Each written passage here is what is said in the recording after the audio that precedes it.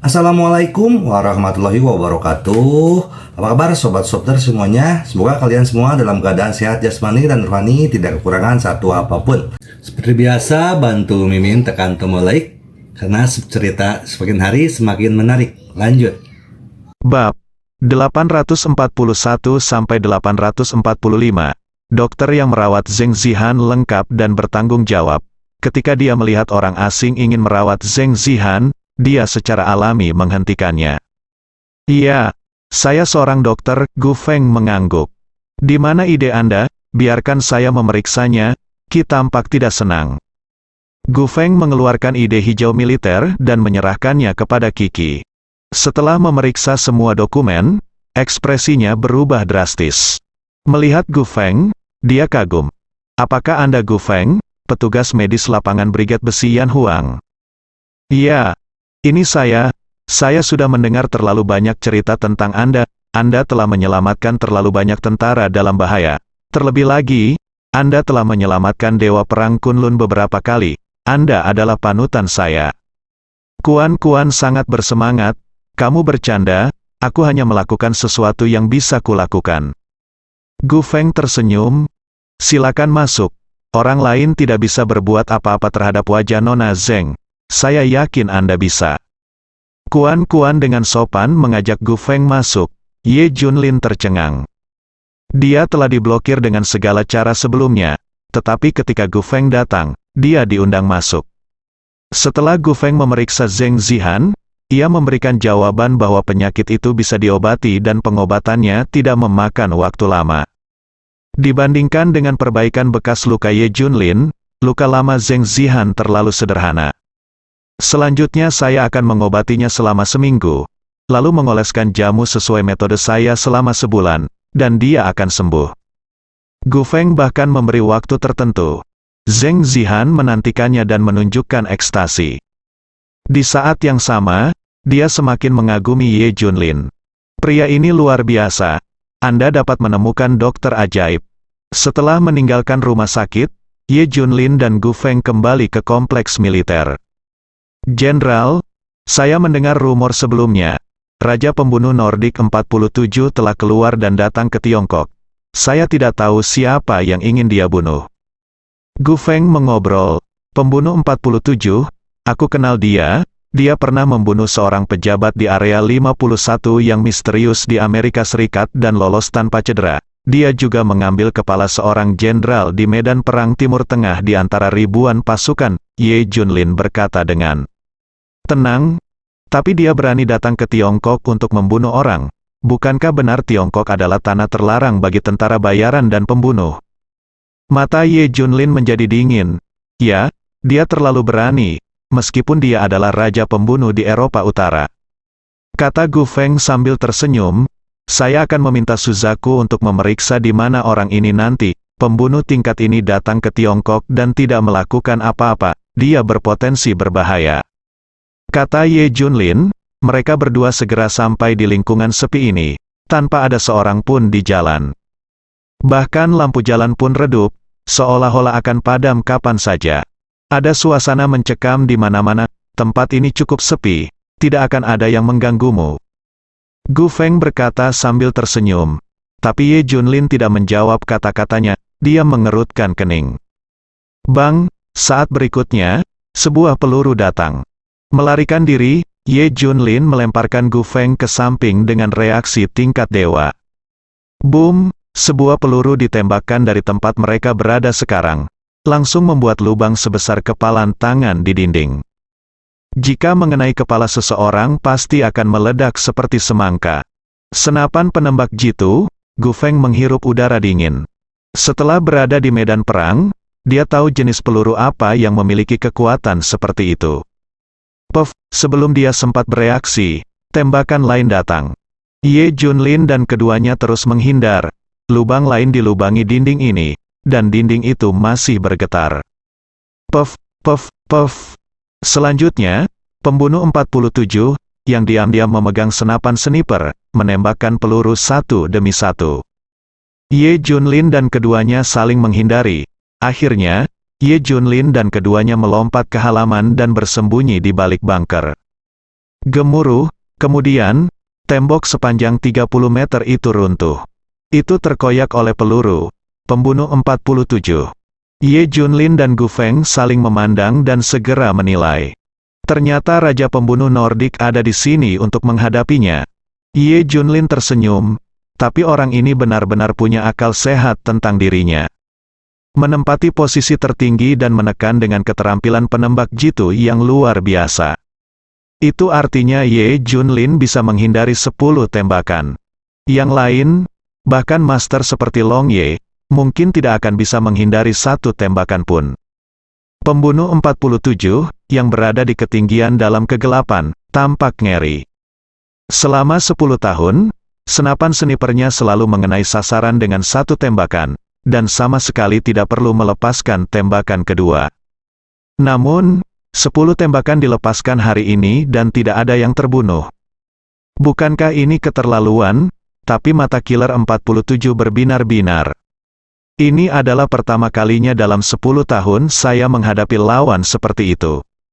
Dia sangat bersemangat, kegembiraan yang belum pernah terjadi sebelumnya. Dia harus dibunuh, dan membunuh target ini memberinya rasa pencapaian yang luar biasa. Saat berikutnya, dia melompat langsung dari gedung 20 lantai. Pada saat ini, Ye Junlin, yang bersembunyi di balik bunker, telinganya berkedip-kedip dan dia mendengarkan semua perubahan di sekitarnya. Tidak peduli suara sekecil apapun, itu tidak akan luput dari telinganya. Pembunuh 47 sangat cepat. Kami tiba beberapa ratus meter jauhnya dalam sekejap. Retak, klik, klik, sambil berlari, dia sedang merakit senjata. Ketika mereka tiba di bunker tempat Ye Junlin dan Gu Feng berada, peluncur roket baru saja dipasang. Klik, dia juga selesai memuat senjatanya. Lari, kumpulkan senjata, isi ulang amunisi, semua tindakan dilakukan sekaligus, seolah-olah diselesaikan pada waktu yang bersamaan. Ya Tuhan, boom, pembunuh 47 menghadapi bunker tempat Ye Junlin dan keduanya berada. Bang, peluncur roket langsung menghancurkan bunker dan rumah, dan pemandangan berubah menjadi lautan api. Senyuman muncul di bibir killer 47. Menurutnya, Ye Junlin mungkin bisa menghindari peluru sekarang, tapi bagaimana dengan serangan skala besar seperti itu? Bisakah kamu melarikan diri? Jangan meledak. Bahkan jika dia dibakar, dia akan mati terbakar. Tapi saat berikutnya, killer 47 mengerutkan kening. Karena dia mengamati lautan api, dia sepertinya tidak melihat jejak siapapun. Dibakar atau diledakkan, setidaknya pasti ada gerakannya kan? Atau haruskah bau minyak mayat selalu terciumkan? Tak ada satupun. Mungkinkah, saat ini, pembunuh 47 merasa seperti sedang diincar ular berbisa. Kulit kepalanya mati rasa, bulu-bulu di sekujur tubuhnya berdiri, dan udara dingin menyerbu tubuhnya, seolah darahnya menggumpal. Sebagai seorang pembunuh, dia selalu mengincar orang lain.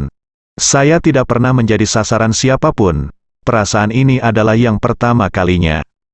Pembunuh 47 perlahan berbalik. Ada 2 orang berdiri di depannya, Ye Junlin dan Gu Feng. Kedua pria tersebut tidak tewas dalam kebakaran tersebut, mereka masih hidup dan sehat. Kenapa? Pembunuh 47 mengerutkan kening, dengan ekspresi tidak percaya di wajahnya. Orang yang tadi jelas-jelas berada di belakang bunker. Bagaimana mereka bisa lolos? Killer 47 yakin bahwa kecepatannya adalah batas kemampuan manusia. Tidak mungkin Ye Junlin dan mereka berdua meninggalkan bunker saat mereka baru saja melompat dari tempat tinggi ke sini. Bagaimana mereka melakukan itu? Jawabannya sederhana, karena aku lebih baik darimu. Ye Junlin berkata dengan tenang, yang lemah tidak pernah bisa membayangkan bagaimana yang kuat bisa melakukannya. Ini adalah kebenarannya, karena Ye Junlin lebih waspada, lebih cepat dan lebih tanggap darinya. Kematian, tiba-tiba 2 sinar dingin keluar dari mata pembunuh 47. Dia dengan cepat mengeluarkan pistol dari tubuhnya dan segera menembak ke arah Ye Junlin. Dia layak menjadi raja pembunuh. Hanya sedikit orang di tentara yang bisa mencapai kecepatan ini. Dia cepat, tapi Ye Junlin lebih cepat. Dia mengambil pisau bedah dari Gu Feng dan membuangnya. Pisau bedah itu secara akurat dimasukkan ke pergelangan tangan Killer 47, dan pistolnya terjatuh. Reaksi Killer 47 sangat cepat. Saat pistolnya kosong, tangan kirinya langsung mengeluarkan senapan mesin ringan dari tubuhnya. Tembak dengan satu tangan, tapi Ye Junlin menendang kerikil di bawah kakinya. Kerikil tersebut melewati suara siulan dan langsung menembus pergelangan tangan kiri Killer 47. Dia berteriak, dan senapan mesin ringan di tangannya jatuh ke tanah. Saat ini, Ye Junlin bergerak dan langsung menuju ke posisi Killer 47. Rambut pembunuh 47 berdiri tegak lagi. Dia mengeluarkan pedang dan bergegas mendekat. Kecepatan keduanya terlalu cepat, dengan mata telanjang Gu Feng. Dia hanya bisa melihat dua bayangan buram.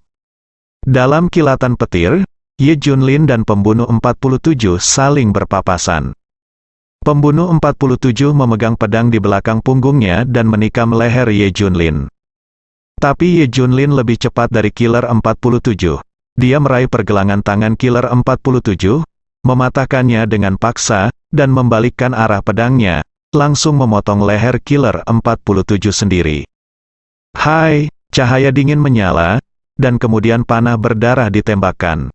Usai kecelakaan itu, Ye Junlin terlihat tenang, seolah baru melakukan hal kecil. Plop, pembunuh 47 di belakangnya jatuh ke tanah dengan bunyi gedebuk. Sebelum meninggal, matanya masih tidak percaya. Bunuh dirimu, Gu Feng tampak gembira. Jenderal, saya melihat Anda mengambil tindakan lagi, keterampilan Anda lebih menakutkan dari sebelumnya. Pada saat ini, Qilin, King Long dan yang lainnya telah tiba di lapangan. Tempat ini masih agak jauh dari kompleks militer. Mereka semua bisa datang, itu cukup untuk membuktikan betapa cepatnya reaksinya. Begitu saya mendengar suara berisik, saya segera datang. Mereka lega melihat Ye Junlin baik-baik saja. Jenderal, sebaiknya aku mengirim seseorang untuk melindungimu mulai sekarang, itu terlalu berbahaya. Kata King Long dan Qilin, apakah kamu lupa keahlianku? Ye Junlin bertanya, bahkan Bai Hu menarik napas. Buang mayatnya, masalah ini harus dirahasiakan. Kata Ye Junlin. Setelah sampai di kompleks militer, Suzaku berhasil melacak akun Killer 47 di luar negeri. Seseorang mengirimkan 10 juta dolar AS, orang yang mengirimkan uang itu adalah keluarga Zhou.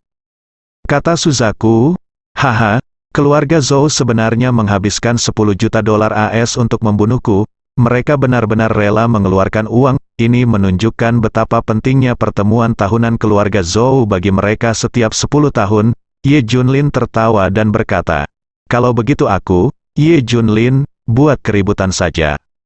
Ayo buat keributan di pertemuan tahunan keluarga Zhou. Tidak ada kata-kata sepanjang malam. Seluruh keluarga Zhou juga menunggu. Meskipun pembunuh tingkat ini membuat orang merasa yakin sepenuhnya saat dia mengambil tindakan. Namun keluarga Zhou masih khawatir. Lagi pula semuanya belum diketahui sampai mereka mendapatkan kabar pastinya. Saat fajar keesokan harinya, Zhou Dongfang datang untuk menanyakan hasilnya. Kakek, seharusnya baik-baik saja, pembunuh 47 berbicara denganku di telepon tadi malam sebelum dia mulai. Dia memberitahuku bahwa Ye Junlin tidak akan bisa melihat matahari hari ini. Zhou Qianlong tampak percaya diri. Dan dia akan langsung pergi setelah membunuh orang dan tidak akan menghubungi kita lagi. Lalu siapa yang bisa memberitahuku apakah Ye Junlin masih hidup atau mati sekarang? Zhou Dongfang merentangkan tangannya, ini. Zhou Qianlong tercengang. Ayo lakukan ini, Zhou Wei. Pergi ke Jinling secara langsung dan lihat apakah Ye Junlin masih hidup atau mati. Perintah Zhou Dongfang, saya mengerti, kakek. Zhou Wei segera menuju ke Jinling. Pagi harinya, Ye Junlin membawa Gu Feng ke rumah sakit untuk merawat Zheng Zihan. Zheng Zihan adalah sosok penting dalam karir Li Ziran dan sangat penting. Ye Junlin sangat mementingkan hal itu. Gu Feng sedang dirawat, dan Ye Junlin keluar untuk merokok. Saat ini, Zhou Wei datang ke sini dan baru saja turun dari mobil ketika dia melihat Ye Junlin. Dia tercengang. Ye Junlin juga melihat Zhou Wei dan tersenyum. Benar saja, keluarga Zhou datang untuk melihat apakah dia sudah mati. Akankah keluarga Zhou bertengkar dengannya? Ini seperti seekor semut yang mengalahkan seekor gajah. Melihat Ye Junlin menatapnya, Zhou Wei panik. Hantu, hantu, hantu. Mulut Zhou Wei bergetar dan dia tergagap. Dia tidak percaya Ye Junlin masih hidup. Itulah Raja Pembunuh Nordik, bagaimana Ye Junlin bisa hidup? Mustahil, dia lebih suka percaya bahwa orang yang dilihatnya adalah hantu Ye Junlin. Kalau tidak, dia tidak akan mempercayainya. Melihat Ye Junlin berjalan mendekat, wajah Qi Qi menunjukkan senyuman polos, yang membuat Zhou Wei ketakutan. Hantu, hantu, teriak Zhou Wei. Dia ingin lari, tapi dia sangat ketakutan hingga tidak punya tenaga lagi. Kakinya seperti dipenuhi timah dan dia tidak bisa berlari sama sekali. Dia hanya bisa melihat Ye Junlin tiba. Hei, apakah kamu dirasuki roh jahat? Ada apa dengan hantu? Ye Junlin menepuk wajah Zhou Wei. Hantu, apakah kamu manusia atau hantu? Zhou Wei sangat ketakutan hingga dia hampir kencing. Apa menurutmu hantu bisa keluar di siang hari bolong? Ye Junlin berkata sambil tersenyum. Apakah kamu masih hidup? Apakah kamu bukan hantu?